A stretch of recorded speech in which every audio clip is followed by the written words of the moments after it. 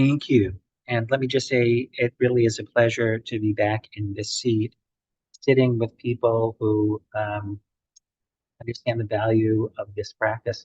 So I want to turn for a few minutes to a piece of text that I'm just going to review for you.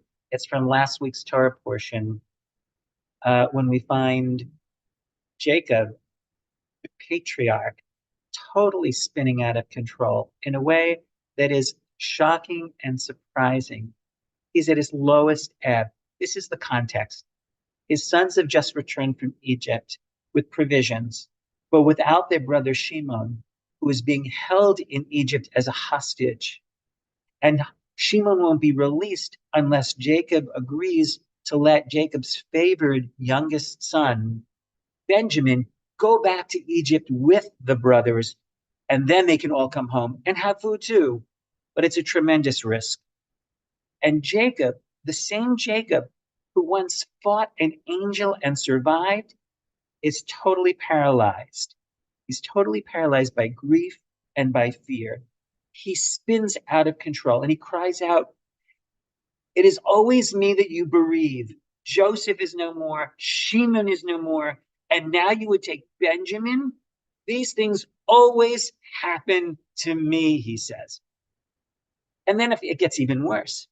A few verses later, he says, "My son must not go down with you, for his brother is dead, and he alone is left. And if he meets with disaster on the journey you're taking, you will send my white head down to Sheol in grief." Jacob is so spiraling downward into a worst case scenario of events that he even predicts his own death. And he fails to see the possible steps that might be there to avert disaster. But the truth is that his sons, all of them, are still alive. And the ones in front of him have wives and children who must be fed. And the stakes are too high just to continue to do nothing.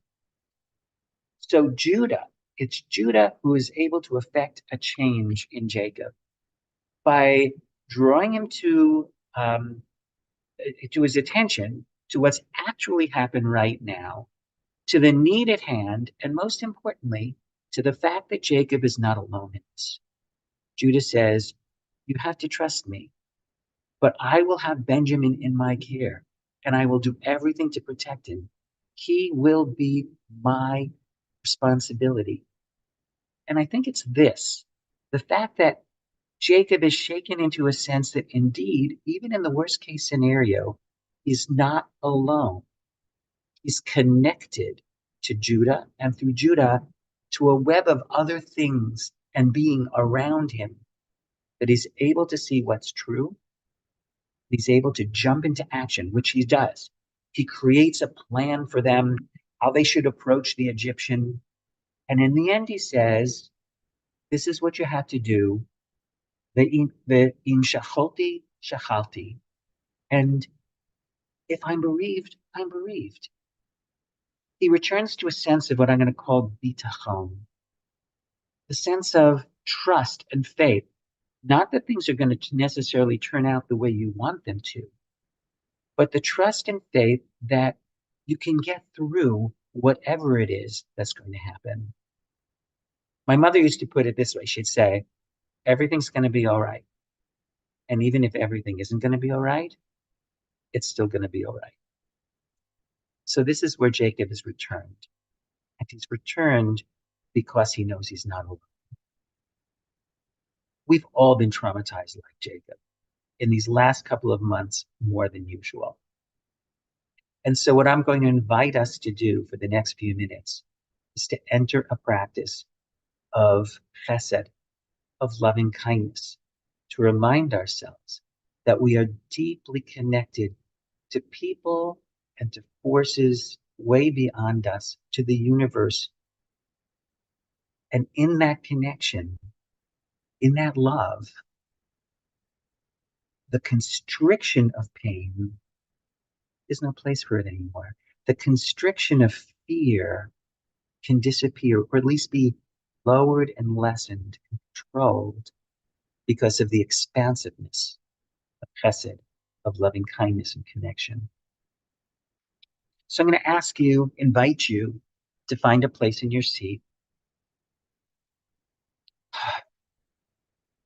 where you can feel both alert and relaxed, sitting in a dignified position, noticing the point of contact between your feet and the earth beneath you, noticing points of contact between your back and the chair that's supporting you, if that's how you're sitting, feeling the weight of your arms, whatever position you've chosen to place them in your lap or beside you, and turning the attention to the breath in the body, allowing the breath to be our anchor in this moment.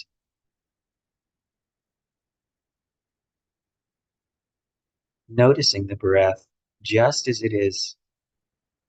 No need to change it. No need to make it any different than it is. Finding the place in the body where it's simplest just to be with the breath. Might be in the belly, rising the full breath.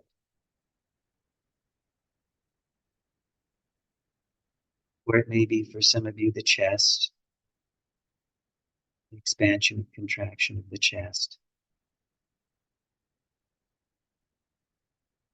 Or today it might simply be presence of breath on the tip of your nose, noticing cool air on an in-breath, filling the nose, the head cavity,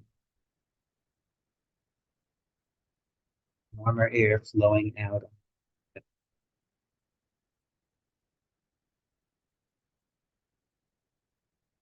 Noticing the sense of well-being that accompanies the simple act of breathing,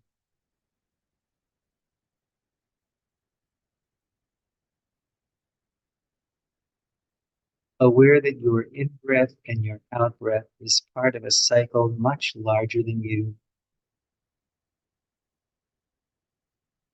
Imagine the universe breathing into you on your breath,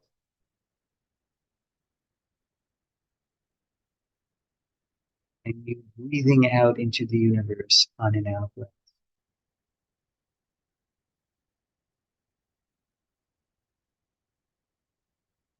Awakening to the palpable sense of well-being in the body, breath.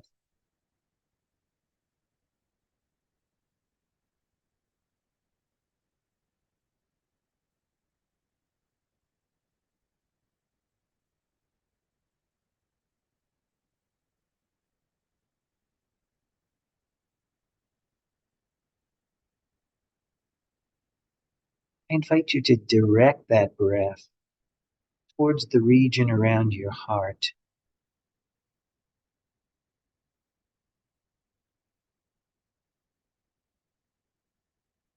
See if you can sense the energy shimmering around the heart, fanning it with your in-breath.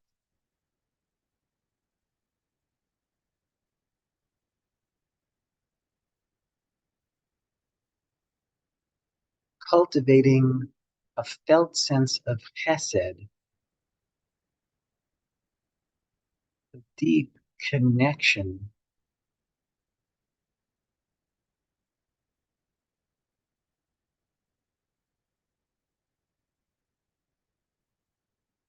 fanning the fire of that chesed with the in-breath and the out-breath.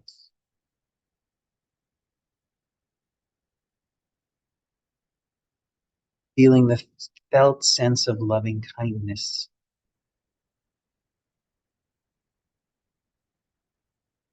flowing through you.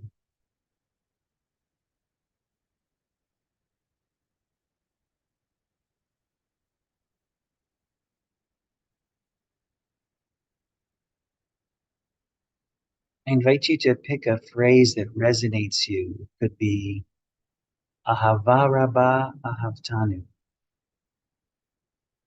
or we are loved by an unending love, or Olam Chesed Yibaneh, The world is built through love, or simply the word chesed.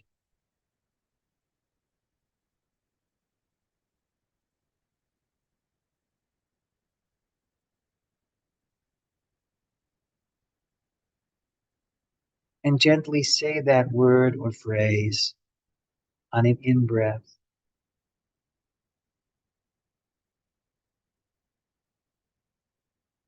spreading it out into the universe on your out-breath.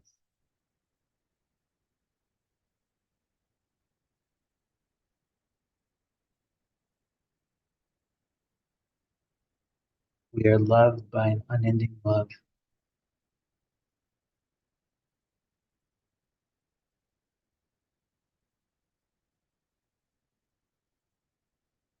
chesed,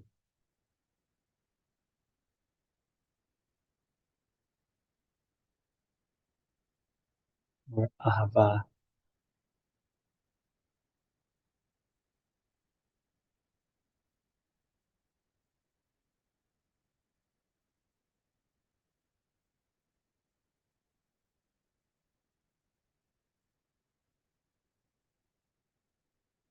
Our intention is to nurture a felt sense of loving kindness and loving connection,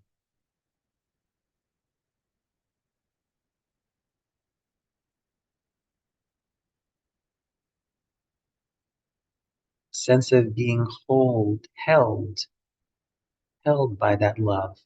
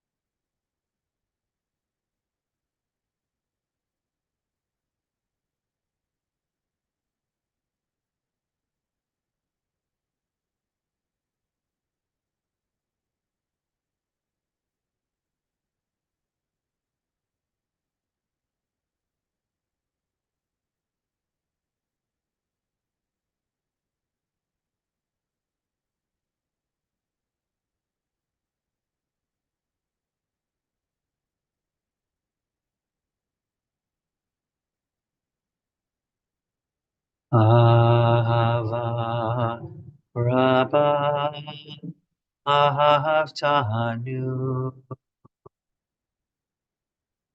We are loved by an unending love. Ahava Rabba Ahavtanu. Ahava Rabba Ahavtanu. Ahava Rabba Ahavtanu. Ahava Rabba Ahavtanu. Ahava Rabba Ahavtanu. Ahava Rabba Ahavtanu. Ahava Rabba Ahavtanu. Ahava Rabba Ahavtanu.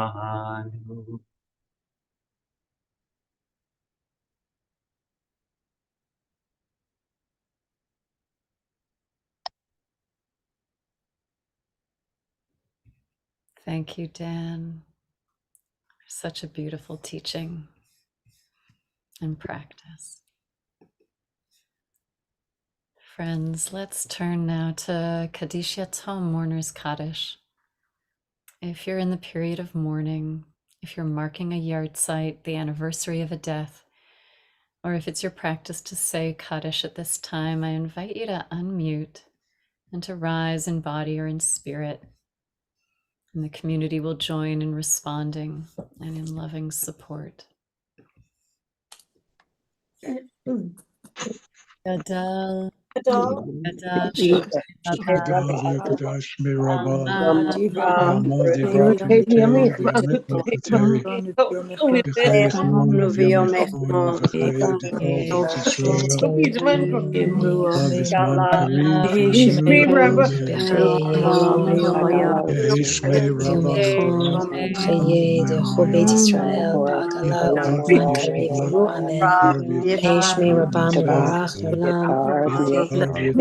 Umaya Barach Yishtabach Yitpar Umam Vitnase Vitada Vitale Vitale Kushabricha Kobe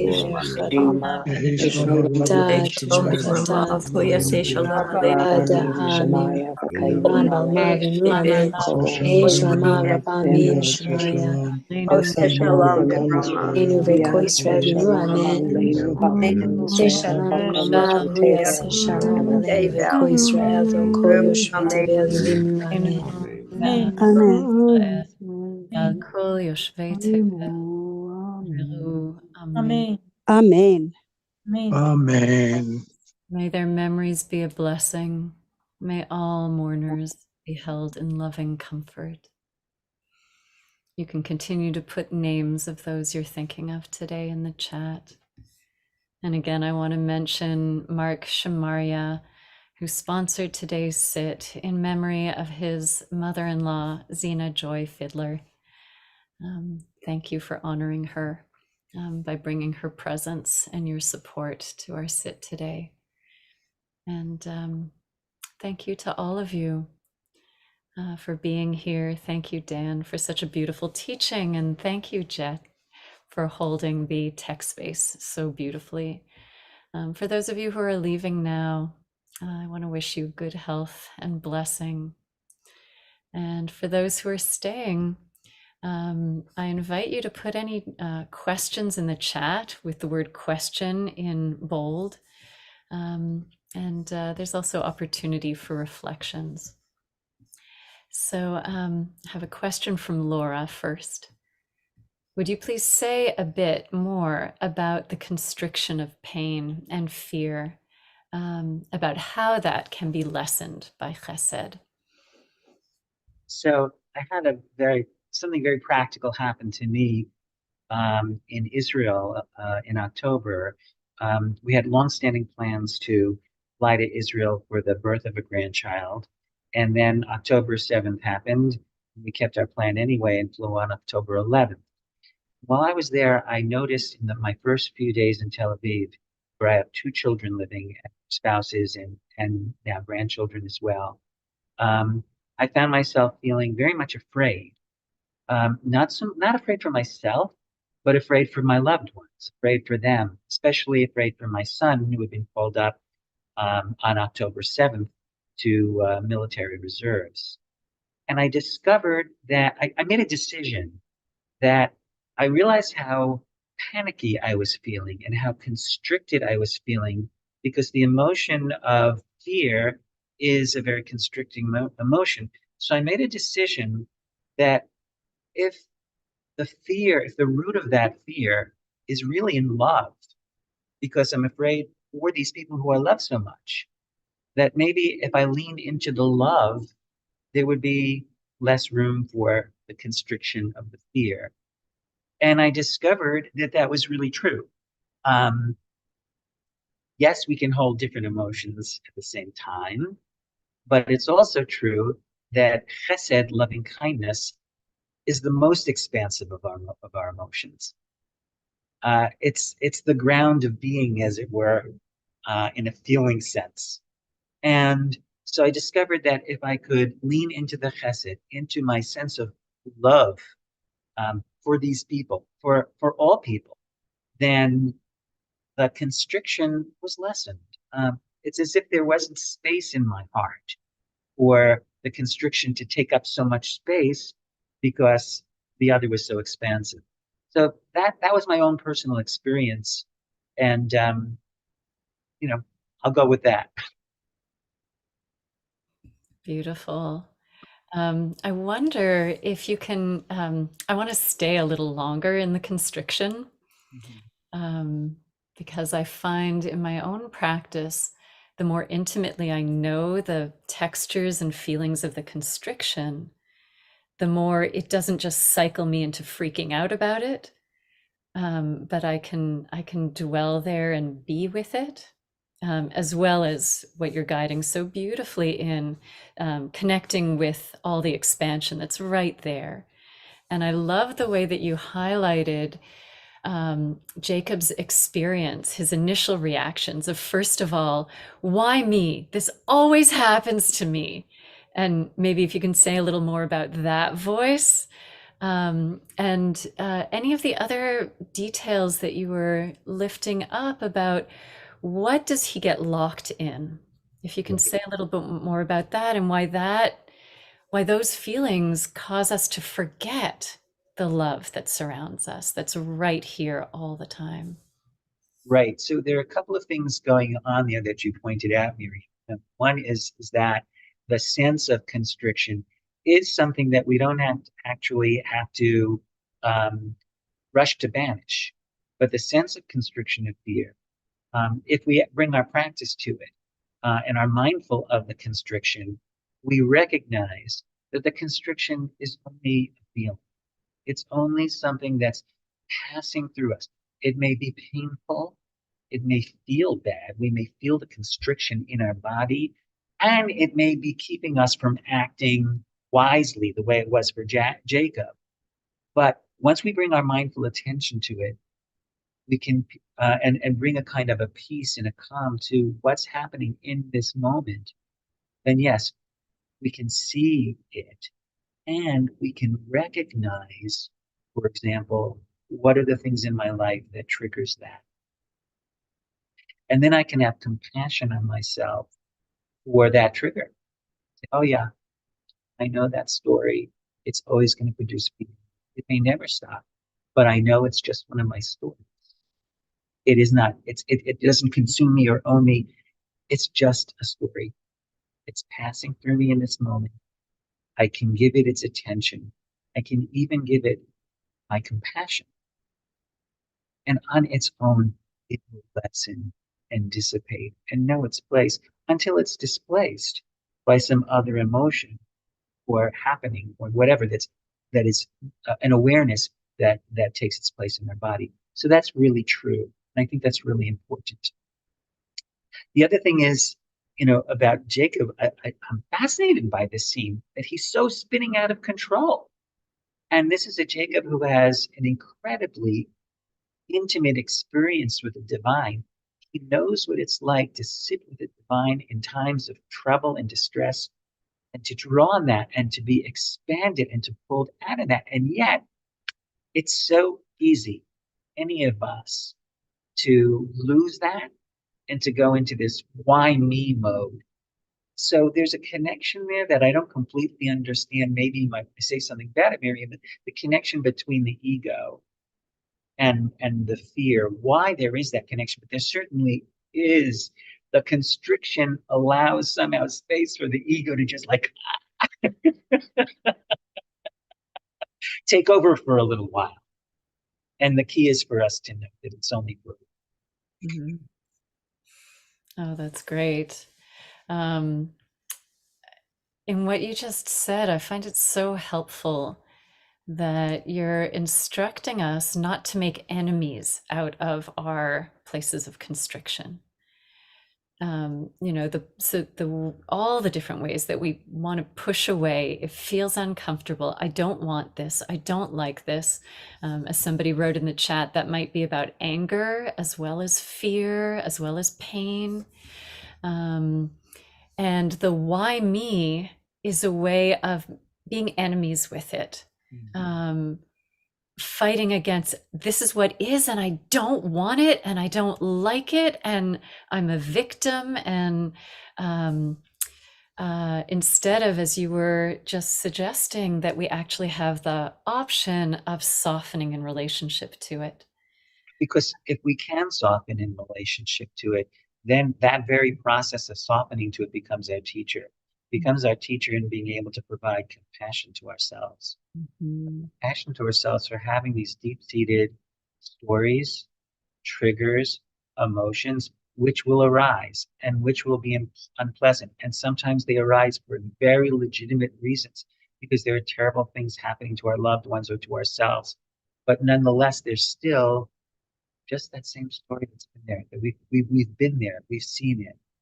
And so it can be our teacher in that, and I think actually this is true of the entire practice, of the entire mindfulness practice, that the constant wandering away from our intention and then bringing our mind back to our intention is a constant Chuba practice that teaches us that returning to intention and to connection is possible, but also that